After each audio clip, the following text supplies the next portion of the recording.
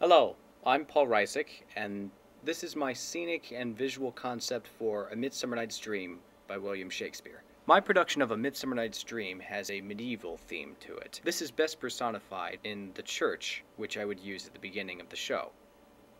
I would choose to have a medieval Gothic cathedral with candlelight and with red tapestries all over the place, and lots of pictures of saints, to give the impression that the lovers are being looked down upon by the religion of the time, which chides them. The woods, on the other hand, is an escape from all this repression. I found an image from a children's book called St. George and the Dragon. In the picture, George is in the moonlight under a piece of soft, mossy ground by a stream.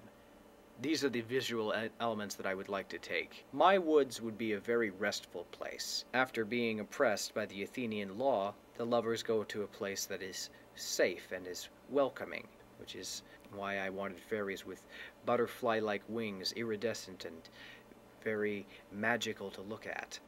You will notice that the pictures are watercolor, and I would like that sort of a theme. This is an example of the kind of ground that I would like for the forest scenes. I would probably use very bright colors, but use fog or some other method to distill them a little bit.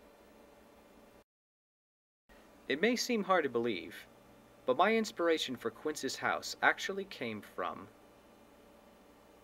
this innocuous-looking bear.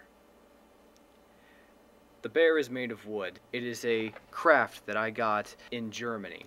When I thought about it, I thought about the mechanicals and wanted to see a kind of carpentry workshop in which such a craft would be made.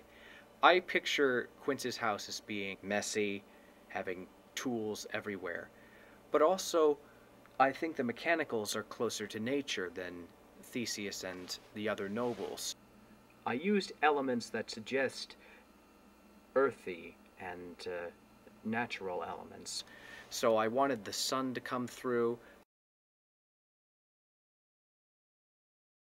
I wanted the whole house to be made of wood timbers, to give the idea that the mechanicals are at home in nature.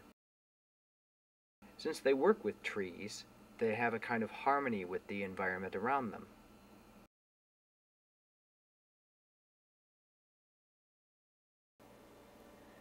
Finally, the play at Theseus' wedding. I got inspiration from a painting called Fair with a Theatrical Performance.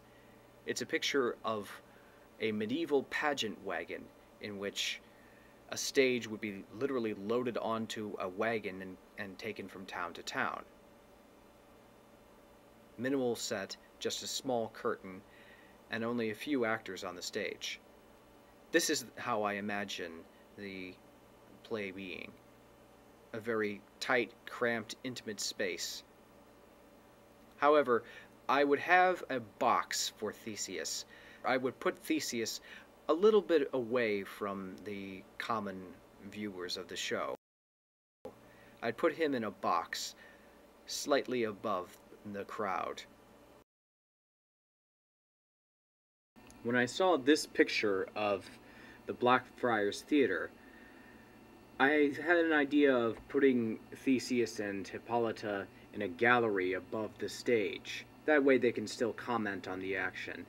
Plus, this matches the design of most Elizabethan playhouses, and I imagine that this would be the only way for the audience to see Theseus while he's talking about the play. An outdoor theater is important to me because it's a way of blending the woods and Athens. We know that medieval pageant wagons were used for religious purposes, to put on plays of stories of Christ and the saints. However, it's also outdoors, and theater itself is a secular medium. So I think that the scene at the play is a nice way of tying these two environments together.